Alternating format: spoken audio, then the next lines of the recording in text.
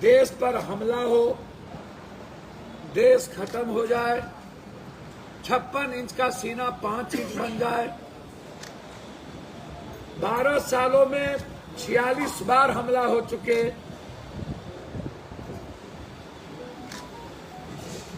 अब कब सबक सिखाइएगा? कब तक सियासत में लगे रहिएगा?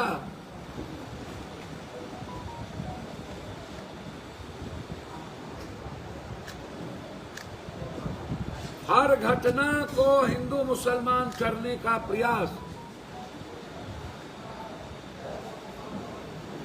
इस दुनिया में कोई भी उग्रवादी, कोई भी आतंकवादी, अब उग्रवादी को दलित और आदिवासी बना करके आप मारते हैं, आतंकवादी को आप मुसलमान।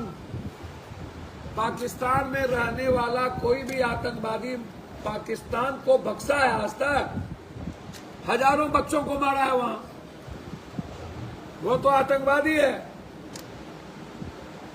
कोरोना से अभी तक मोदी जी, मैं आपको चैलेंज करता हूं, चैलेंज, कि आपने एक भी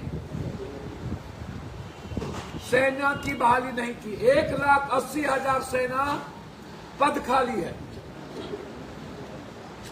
क्या है? 1,80,000 पद खाली क्यों है?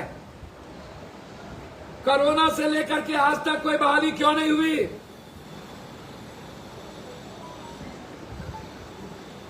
और हमारी सुरक्षा या तो पहाड़, या तो जंगल, या तो नदियों के बीच होगी। वहां सेना का ड्यूप्यूटेशन क्यों नहीं? कभी चाइना हमला करता है, कभी चाइना हमारी जमीन ले लेती है, कभी बांग्लादेश हमको रास्ता बंद कर देता है, कभी नेपाल आग दिखाता है,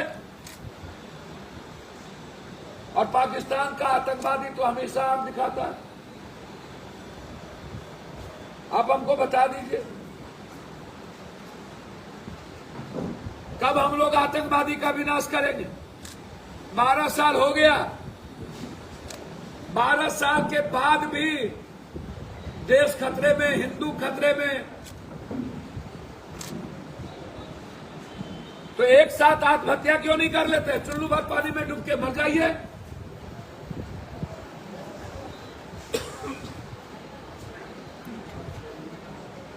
इनका 24 घंटा चुनावी मूड, 24 घंटा चुनाव की बात करना, हर मिनट टू मिनट पैसे का इस्तेमाल करना। नित्यानंद राय, गिरिराज सिंह, सारा मिनिस्टर, ललन सिंह, संजय झा, सब के सब, जितन राम मांझी जी, चिराग जी, सब मिथिला कोसी सीमांचल में लगे। और इन्हीं लोगों का जब्बा होगा, छोटका पार्टी का।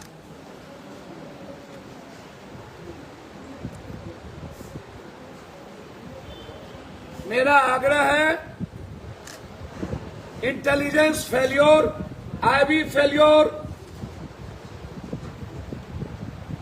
हमारी सारी एजेंसी फेल्योर, और ऐसे समय में जब हमारा यात्रा चल रहा हो और उसके बाद मेरी सब कुछ फेल्योर, तो 1 मिनट भी गवर्नमेंट के पद पर पीएम और होम मिनिस्टर साहब को रहने का राइट नहीं है। रिजाइन करना चाहिए।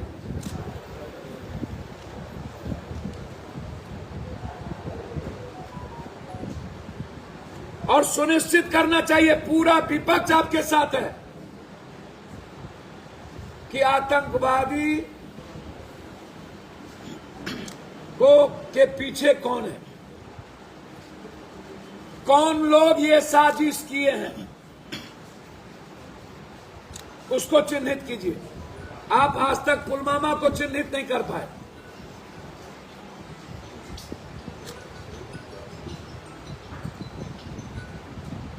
इक्विपमेंट नहीं खरीदा गया, सेना की बहाली नहीं कर दी गई, पैसा बचाने की तैयारी हो रही है, कल हमारे जनरल ने पूरी बात अब कही, और दूसरे तरफ पूरी पैसा को बहाया जा रहा है सियासत पे।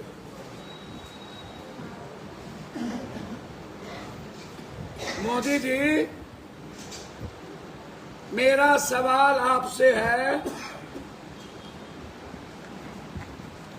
और इन लोगों से कि बड़ा चीनी मिल तीनों कब खुलेंगे? मधुबनी का पेपर मिल कब चालू होगा? मधेपुर की दूध फैक्ट्री चालू कब होगी? कटिहार के जूट मिल पर क्या कहना है?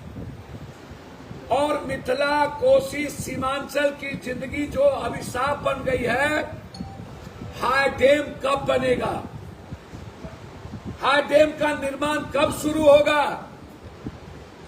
आप औपचारिकता निभा रहे हैं कि 84,000 हम घर देने जा रहे हैं। एक घर सतत प्रक्रिया है, आपकी कृपा नहीं है, हमें घर मिलना ही है। ट्रेन चलाना ये सतत प्रक्रिया है, ये चलती रहती है डिमांड पे। कोरोना के बाद 67% ट्रेन आप बंद रखे हुए हैं, आपने चालू नहीं किया। 67 सहरसा में एम्स का डिमांड लगातार उठ रहा है, और सबसे बड़ा डिमांड है पप्पू यादव और इस इलाके का विशेष पैकेज सीमांचल, कोसी, मिथिलांचल को चाहिए, क्योंकि सबसे ज्यादा पलायन मेरे इलाके से, सबसे ज्यादा गरीबी मेरे इलाके में, सबसे ज्यादा बेरोजगारी मेरे इलाके में।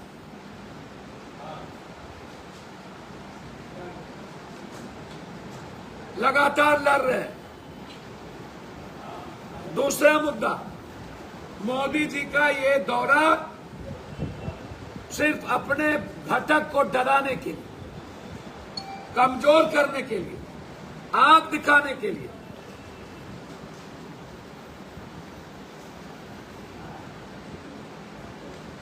और जनता के पैसे को पानी की तरह बहाकर अपनी पीठ थपथपाने के लिए, बीजेपी का प्रचार के लिए यह पैसा खर्चा हो रहा है।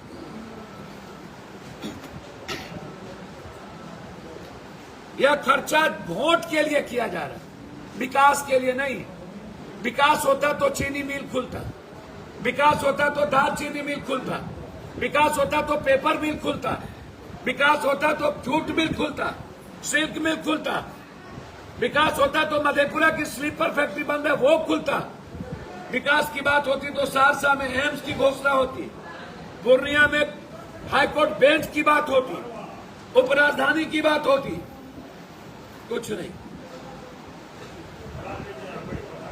11 आरोपी हमने लिया, जो हमने आपको कहा था आज से 6 महीना पहले। 11 आरोपी पर काम शुरू हो गया, जिसमें रामबाग, जनता चौक, सरसी,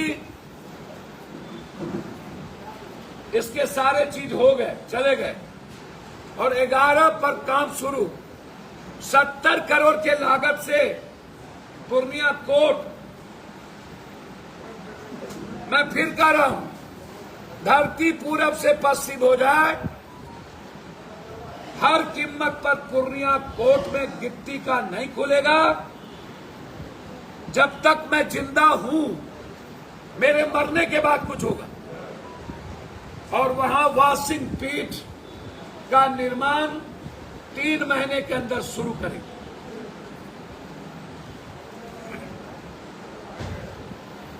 तभी हम दुनिया की सबसे ज्यादा दूरी वाला ट्रेन ले पाएंगे।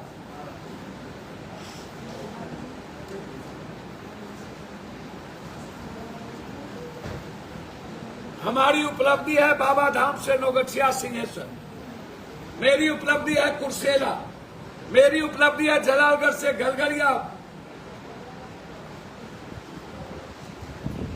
इसीलिए पूर्णिया को 11 ओवर खुला है। ये इतिहास में कहीं नहीं हुआ।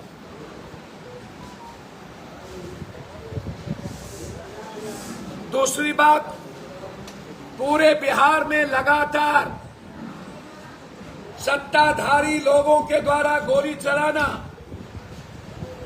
आरा में जो गोली चली है उनकी तस्वीर सम्राट चौधरी जी, नित्यानंद राय जी सबके साथ है।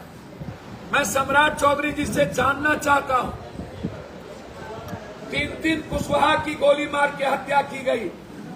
आप बोले थे कि कुशवाहा का पसीना चलेगा तो हम खून बहाएंगे। पूरे बिहार में कुशवाहों पर, पिछड़ों पर हमला है। 5 लोगों को गोली मारी गई, 3 लोग मर गए, यादव और कुशवाहा, और अभी तक न्याय नहीं मिला। अभी तक गिरफ्तारी सामूहिक नहीं हुई। मुंगेर में बीजेपी के नेताओं के द्वारा पासवान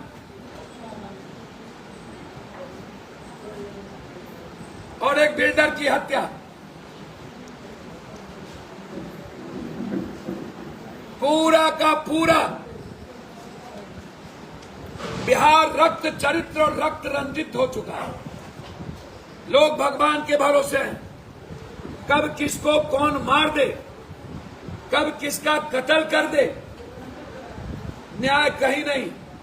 पूरा बिहार का प्रशासन ड्रग्स में, स्नैक्स में, गांजा में, कोरेक्स में, सोल्यूशन में, व्हाइटनर में लगा हुआ। पूरा बिहार का थाना पैसे लूटने पर लगा हुआ है। न्याय नहीं मिल सकता। न्याय की आप उम्मीद मत करिए। लगातार अपराधी, हर दल से मैं आग्रह करूंगा हाथ जोड़कर कि अपराधी और माफियाओं को, बालू माफिया, शराब माफिया, जमीन माफिया, अपराधियों को आप टिकट मत दीजिए, बलात्कारियों को टिकट मत दीजिए। आप साफ सुथरा रहिए। और विपक्ष को भी चेताता हूं, ये जमीन माफिया, बालू माफिया, शराब माफिया, ये नासूर बन चुका है बिहार के लिए।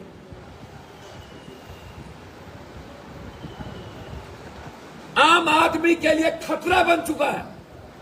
आम आदमी की जिंदगी तबाह कर दिया है ये इन लोगों ने। आदिवासी का, गरीब का, सबका जमीन हड़पो।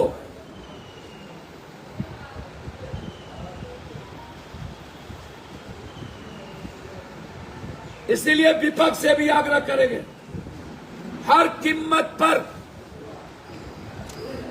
आप, चाहे कितना बड़ा ही कोई ताकतवर क्यों न हो, यदि वो समाज में अमन चैन के लिए खतरा है, यदि वो पैसा वसूलता है, यदि वो पॉलिटिकल मर्डर करवाता है, यदि वो राजधानी के अमन को छीनता है, तो ऐसे लोगों को वंचित करिए और ऐसे लोगों का कथावाचक बनना बंद करिए। पूरा बिहार डरा हुआ है। सत्ता पक्ष अपराधियों के हाथ में अपने ईमान को गिरवी रख दिया, और सबसे ज्यादा अपराधी बीजेपी। सारे अपराधियों को प्रधानमंत्री, माफियाओं को, बालू माफियाओं को मंत्री बनाता है। बालू माफिया मंत्री बने हुए, एमएलसी बने हुए बीजेपी के द्वारा, और सबके पैसे लगे हुए हैं प्रधानमंत्री के दौरे में।